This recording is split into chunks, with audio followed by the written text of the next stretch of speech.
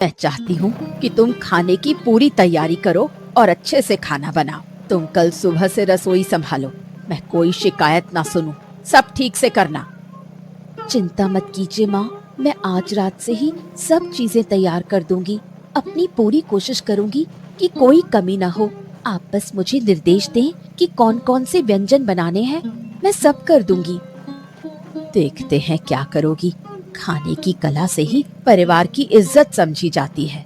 अगर कल खाने में नमक ज्यादा हो या कुछ खराब हो तो मैं तुम्हें माफ नहीं करूंगी। हाँ माँ, मैं तो आपकी बातों के अनुसार ही चल रही हूँ। मैं चाहती हूँ कल का आयोजन सुंदर ढंग से संपन्न हो। अगर कल मेहमानों ने शिकायत की तो मैं तुम्हें इस घर से विदा कर दूंगी, ये याद रखना। मैं अभी ही शुरू करती हूँ माँ, आप आराम करें। मैं सब ठीक से व्यवस्थित कर दूंगी। कल मैं किसी भी कीमत पर आपका अपमान नहीं होने दूंगी।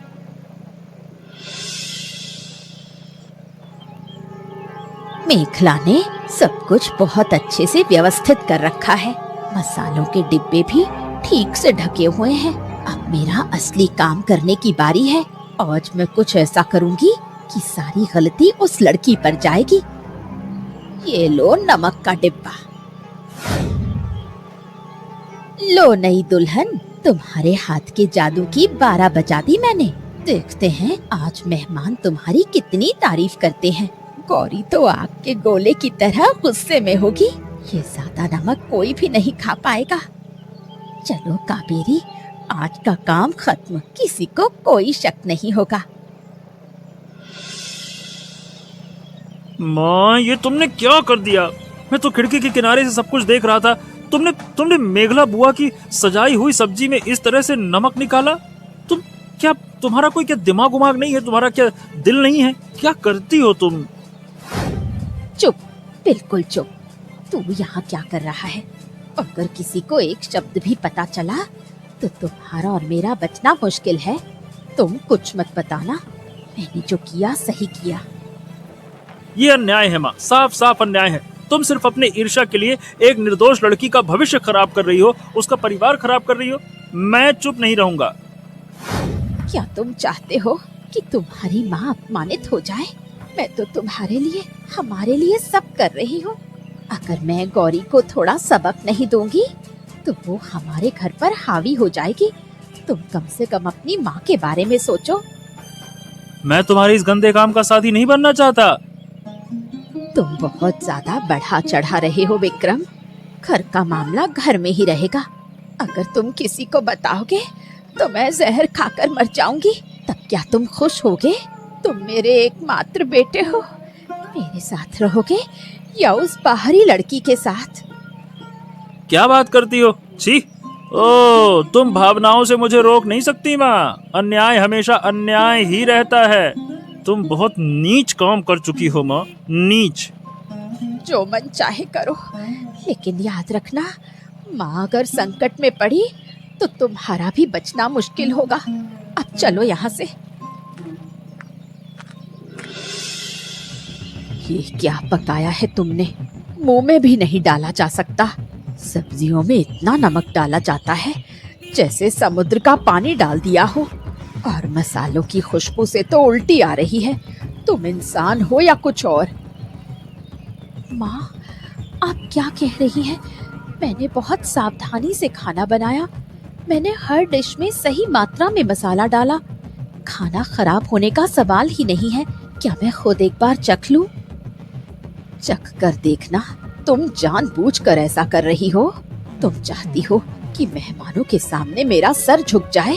मेरी इतनी लंबे समय की इज्जत और मेरा मान सम्मान तुमने एक ही पल में खत्म कर दिया। ऐसा क्यों किया? माँ, विश्वास करें, मैंने ये गलती नहीं की। जब मैंने सब खाना तैयार करके ढक दिया था तब सब ठीक था। मुझे नहीं पता बीच में क्या हुआ। मैंने कोई पाप नहीं किया माँ। कोई पाप नहीं किया तो फिर ये खाने में क्या भूत आकर जहर डाल गया? मैंने तुम पर विश्वास करके गलती की। अरिंदम नहीं है इसलिए तुम जो चाहो वो कर रही हो। आज ही मैं अरिंदम को खबर दूंगी कि तुम्हें इस घर से ले जाए। तुम्हारे जैसी बहू मुझे नहीं चाहिए। माँ, आप मुझे इस तरह मत भगाइए, मैं सच कह रही हूँ। शायद किसी ने जानबूझकर मेरे खाने में ये मिलाया। मैंने कल रात सब तैयार करके रखा था। मुझे एक मौका दीजिए माँ। और कोई मौका नहीं, मेहमान भूखे घर लौट रहे हैं और तुम कह रही हो मौका दूं? शर्म से मेरा सिर कट रहा है।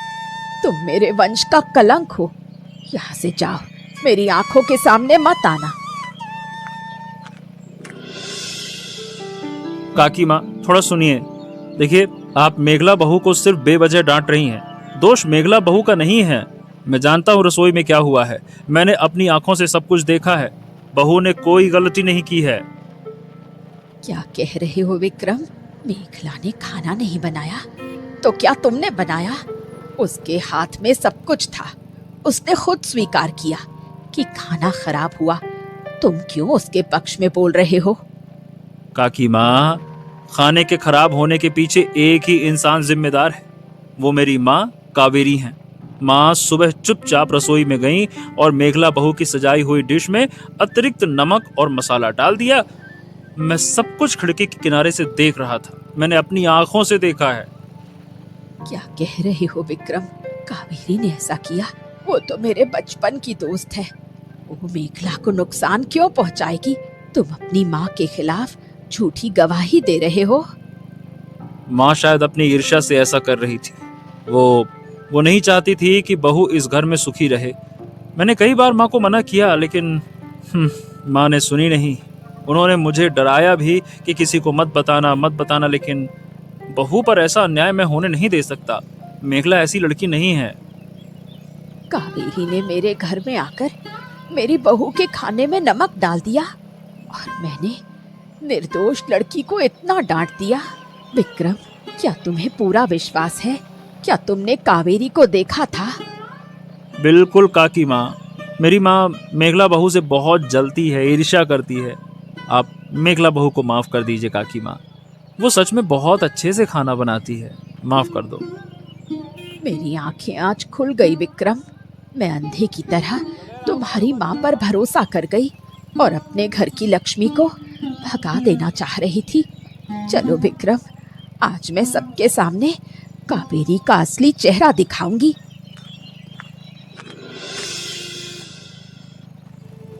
कावेरी, बाहर आओ। तुम्हारी हिम्मत कम नहीं है। तुम मेरे घर जाकर मेरी ही बहू का खाना खराब करके आई हो। तुम इतनी नीचता पर कैसे उतर आई कावेरी?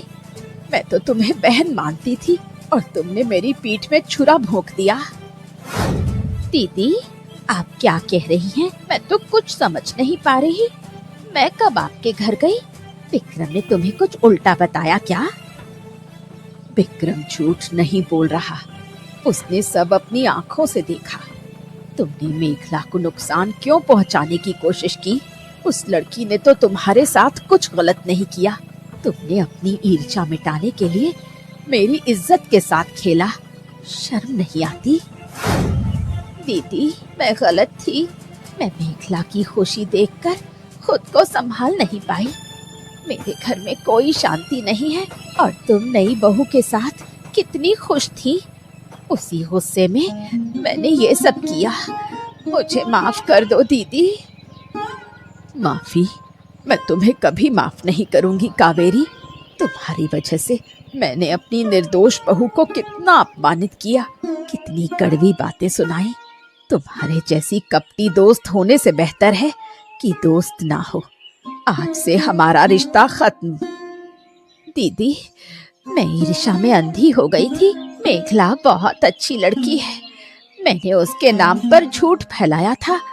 वो वास्तव में किसी से बात नहीं करती थी। सब मेरे बनाए नाटक का हिस्सा था। तुम्हारे अंदर इतनी जहरीली प्रवृत्ति है, मुझे नहीं पता था कावेरी।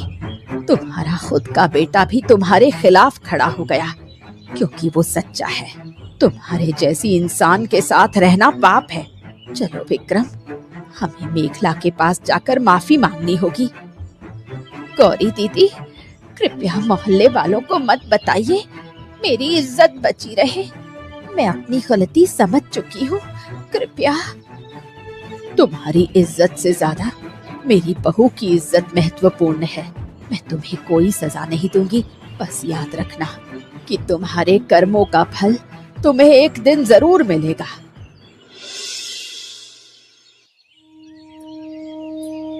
मेखला, मुझे माफ कर दो। मैंने बड़ी बड़ी बातें कहकर तुम्हें बहुत दुख दिया। अपनी गलती समझने में मुझे बहुत देर हो गई। मैंने तुम पर अविश्वास किया और अपने ही घर में बर्बादी बुला ली। माँ, आप ऐसा मत कहिए। आप मेरी माँ हैं। मैं आप पर कोई गुस्सा नहीं हूँ। आपने जो परिस्थिति देखी वैसा सोचा वो कोई भी सोच सकता है। आपने सच समझ लिया, यही मेरे लिए काफी है। हाँ बेटा, मेखला की किस्मत अच्छी थी कि विक्रम ने सब देखा, नहीं तो शायद ये लक्ष्मी इस घर से चली जाती। आज से मैं वादा करती हूँ मेघला, किसी ने कुछ भी कहा, मैं पहले अपनी बहू की बात सुनूंगी, किसी और की नहीं। हमारे घर में सब गंदगी इस बारिश की तरह धुलकर साफ हो जाए माँ। मैं चाहती हूँ हम सब मिलकर खुश रहें। आप मेरे सिर पर हाथ रखकर आशीर्वाद दें कि मैं हमेशा आपके साथ रहूं। आशीर्वाद हमेशा है बेटी। आज से तुम इस घर की सिर्फ बहू नहीं, मेरी रानी हो। खाना खराब हुआ तो क्या हुआ, हम सब मिलकर फिर से खुशी खुशी खाना बनाएंगे और सब साथ बैठकर खाएंगे। आज घर में शांति लौट आई। मेखला, चलो अंदर चलते हैं। ऐसी मजेदार मजेदार कहानी देखने के लिए हमारे चैनल को सब्सक्राइब करना मत भूलना। अच्छा बताओ दोस्तों, इस कहानी में मेघला के बनाए खाने में आखिर क्या मिलाया गया था?